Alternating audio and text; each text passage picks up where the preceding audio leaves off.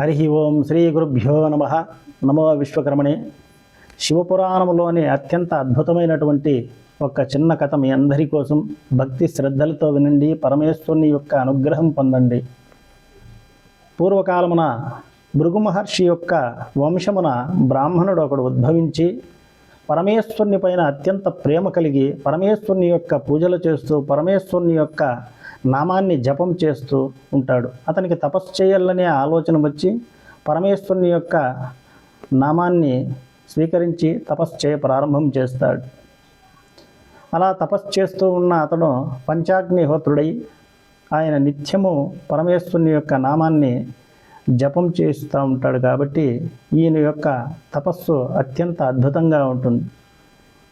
స్వామివారి యొక్క నామస్మరణ చేస్తూ అక్కడ ఈయన తపస్సు చేస్తున్న చోట ఫలములు ఏవైనా చెట్టు నుండి రాలి పడిన ఫలములని భుజిస్తూ జలమును తాగుతూ తపస్సు అలా ఆచరిస్తూ ఉంటాడు. కొన్ని సంవత్సరముల వరకు చేస్తూ ఉంటే అప్పుడు పండ్లన్నీ వృక్షముల్లో పండ్లన్నీ అయిపోగా మా పండుట ఆకులు రాలడం ప్రారంభమవుతుంది. పండు ఆకులు రాలడం ప్రారంభమైతే ఈ పండు ఆకుల్ని భుజిస్తూ జలమును తాగుతూ ఉంటాడు. అందుకే పండు ఆకులు భుజించిండాడు కాబట్టి పర్ణుడు అని ఆయనకి పేరు.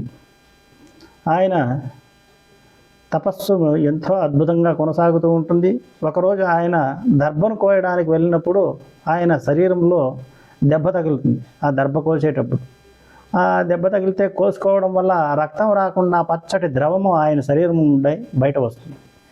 పర్ణుడు అత్యంత సంతోషమైపోతుంది. నా తపస్సు ఫలించింది, నేను పరమేశ్వరుని యొక్క అనుగ్రహం పొందినాను అని ఆయన అత్యంత ఆనందంతో అత్యంత సంతోషంతో ఉత్సాహంగా ఎగురుతూ గంతులు వేస్తూ ఉంటాడు. అప్పుడు పరమేశ్వరుడు ఎంతటి కరుణామయుడో చూడండి. భక్తుని యొక్క కోరిక తీర్చుటకు కైలాసము నుండి పరమేశ్వరుడే స్వయంగా భూలోకమునకు వచ్చి బ్రాహ్మణుని రూపంలో వచ్చి స్వామివారు పర్ణుని దగ్గరకు వస్తాడు. ఎందుకయ్యా ఇటువంటి గంతలు వేస్తూ ఉన్నావు, ఎగురుతూ ఉన్నావు, ఎందుకు ఇవి ఇంత చేష్టలు అని అడిగితే పర్ణుడు చెప్తాడు, స్వామి నా తపస్సు ఫలించింది, నా శరీరంలో హృదయము లేదు, రక్తము లేదు, నా శరీరంలో పచ్చటి ద్రవం వస్తూ ఉంది అంటే అప్పుడు పరమేశ్వరుడు, అవునా ఇంత మాత్రానికే ఇంత ఇది చేస్తావే, అలా అయితే ఇటు చూడు నాయనా అని పరమేశ్వరుడు తన యొక్క చిటికిన వేలును కోసుకొని చూపిస్తాడు. ఆ చిటికిన వేలు నుండి కోసుకుంటే పరమేశ్వరుని యొక్క శరీరం నుండి రుధిరము అంటే రక్తం రాకుండా భస్మము ధారగా పడుతుంది.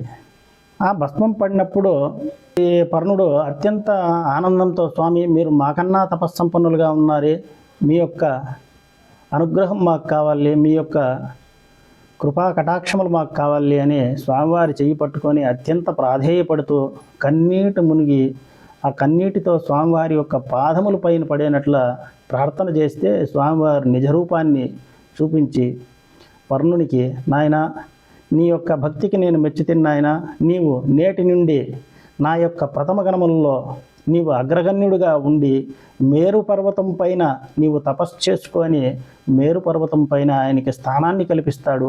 అటువంటి బ్రహ్మాండమైనటువంటి పరమేశ్వరుని యొక్క గుణాన్ని మనమందరూ కూడా పరమేశ్వర అని ఒక్కసారి నామాన్ని మనం స్మరణ చేస్తే, పరమేశ్వర అన్యదాశరణం నాస్తి త్వమేవ శరణం మమ భవత్ కారుణ్య రూపేణ అనుగ్రహం దదాతు అని స్వామివారిని మనం వేడుకుంటే స్వామివారి యొక్క అనుగ్రహం ఏ విధంగా ఉంటుందంటే మన ఇంటికి వచ్చి మన యొక్క కోరికలు తీర్చే అటువంటి మహత్తరమైన గుణోపేతుడే ఆ పరమేశ్వరుడు. మనమందరూ కూడా పరమేశ్వరుని ఒక్కసారి పరమేశ్వరాన్ని నమస్కారం చేసుకుంటూ ఓం నమో విశ్వకర్మణి.